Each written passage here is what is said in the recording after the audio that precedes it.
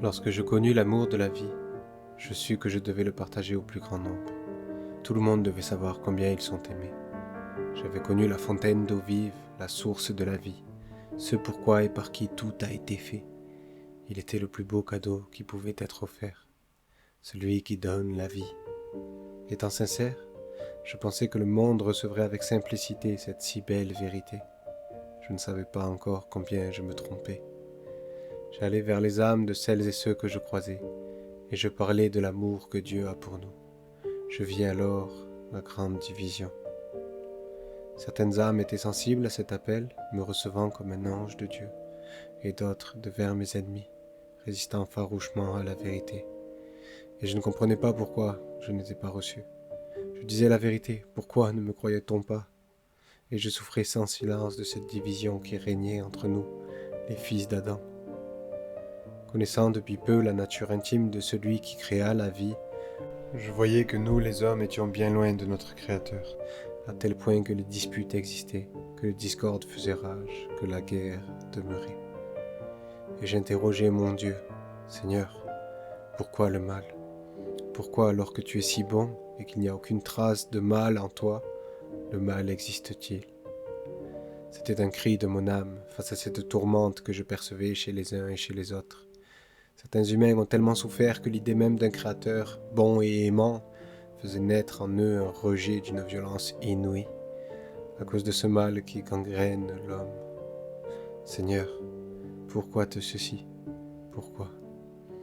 Un jour, alors que je méditais sur la lumière, j'eus enfin ma réponse, et une scène s'imposa à mon esprit. Alors que j'avais commencé mes études pour devenir développeur de jeux vidéo, je pouvais, si je le voulais, faire un jeu avec des petits personnages dedans. Et je pouvais faire en sorte que ces petits personnages soient obligés de m'adorer à chaque fois que je me connecte au jeu. J'aurais pu les programmer de telle façon qu'ils me voient un culte parfait et qu'ils me crient ô combien ils m'aiment à chaque instant, qu'ils obéissent à mes commandements au doigt et à l'œil. J'aurais pu faire ça, sans problème. Seulement voilà, je n'aurais jamais pu être sûr de leur amour puisqu'ils n'avaient pas vraiment leur mot à dire dans cette histoire. Ils auraient été programmés pour faire ce que je leur disais. Ils auraient été des esclaves robots. Comment aurais-je su si leur amour était sincère? Par contre, si je leur donnais l'opportunité de me choisir ou de ne pas me choisir, de m'aimer ou de ne pas m'aimer, de m'obéir ou de ne pas m'obéir, si je leur avais réellement donné ce choix et qu'ils avaient choisi de m'aimer alors qu'ils n'y étaient pas obligés, j'en aurais éprouvé une vive joie sincère. C'est ainsi que je compris que l'amour n'a de sens que parce que le libre choix existe. On peut aussi le voir à l'image d'un couple marié qui se supporte tant bien que mal.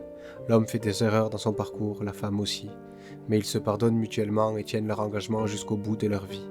Après 40 années passées ensemble, l'homme se réveille, regarde sa femme et se dit intérieurement « Elle m'a supporté toutes ces années, malgré mes défauts et mes faiblesses, malgré mes erreurs. Elle aurait pu partir n'importe quand, mais elle a choisi de rester près de moi, de m'aimer alors que j'ai un sacré caractère.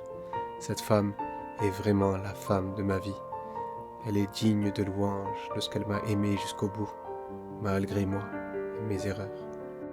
Et l'amour de cet homme pour sa femme n'en sera que d'autant plus fort. » Alors que je voyais cela, mon cœur éprouva un soulagement. Mon Dieu d'amour n'était pas responsable du mal qui existe en ce monde. Au contraire, les hommes ont le choix parce que l'amour. Et parce que l'amour qui créa tout leur donna ce choix. Pour que l'amour puisse prendre une réelle valeur. Pour que le bien puisse être d'autant plus précieux qu'il n'est pas forcé. Et les hommes ne choisissent pas toujours ce qui est bon pour eux, nous le savons tous. Un père dit à son enfant de ne pas rouler à 170 km/h, de peur qu'il ne tue quelqu'un ou ne se tue lui-même. L'enfant choisit de désobéir à son père, commet un accident, tue une femme, 2 enfants et lui-même. Pourra-t-on le reprocher à son père qu'il avait prévenu? Bien sûr que non. Si Dieu nous a donné la vie, et Dieu nous a donné le monde, et que nous avons choisi d'en faire un enfer, pourra-t-on le lui reprocher?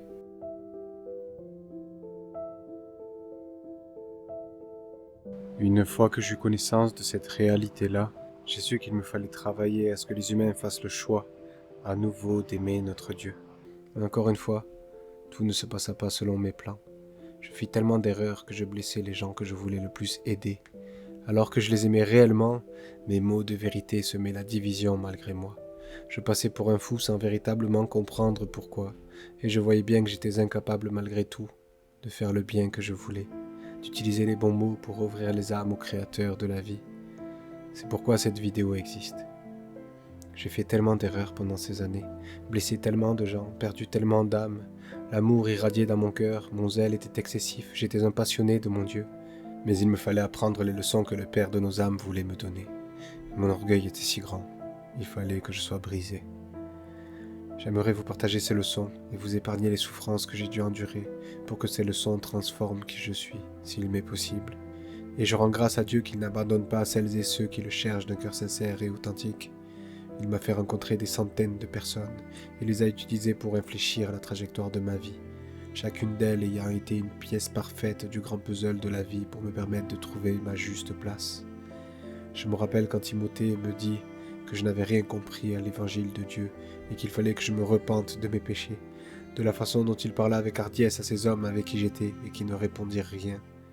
Je me rappelle que pour la première fois depuis 4 ans que je croyais, la seule pensée qui traversa mon âme à ce moment-là fut « C'est ça, un homme de Dieu. Il dit la vérité sans avoir peur de rien ni personne, en face de tout le monde. » J'étais impressionné. Je me rappelle quand Mathias me dit « Mathieu, Dieu peut changer ta vie en 1 mois ou en 6 ans. Ça dépendra du temps que tu passeras avec lui. » Ce fut un conseil tellement douloureux pour moi. J'en avais éprouvé beaucoup de rancune. J'aurais voulu qu'il vienne me soutenir moralement dans mon épreuve, mais il m'a laissé seul avec Dieu. Et ce fut le meilleur conseil que l'on m'ait jamais donné. Je le mis à exécution, passant le plus clair de mon temps à rechercher la présence de Dieu et à m'instruire de ses voies, et ma vie changea radicalement. 1000 autres leçons traversèrent mon âme au cours de cette vie pour me faire grandir, poussé par notre Créateur. Et plus j'avançais, et plus je me sentais petit, insignifiant, bourré de défauts. Cela humiliait mon âme, mais je constatais aussi que ma façon de parler changeait, que les gens étaient de plus en plus touchés par mon discours, que des paroles communiquant une grâce sortaient de ma bouche. De plus en plus de gens venaient au Seigneur et des vies commencèrent à changer. Je vis alors la beauté sublime de sa parole. Je vis l'importance de la persévérance et du pardon, du désir de Dieu de nous transformer pour nous rendre semblables à son amour. Je vis combien quelque chose en moi détestait obéir à Dieu, et j'ai aussi vu le bien que Dieu m'a fait lorsque j'ai enfin ployé le genou. J'ai vu le ciel me réconcilier avec toutes les parts de moi, me sortir des ténèbres de jour en jour et m'approcher de plus en plus de sa lumière. Je goûtais enfin au bonheur. Car c'est dans la source de la vie que se trouve la vie elle-même. Et quoi de plus heureux que de se sentir vivant pour de bon. Je n'ai pas fini d'apprendre les leçons que le Seigneur m'amène, je n'ai pas fini de grandir.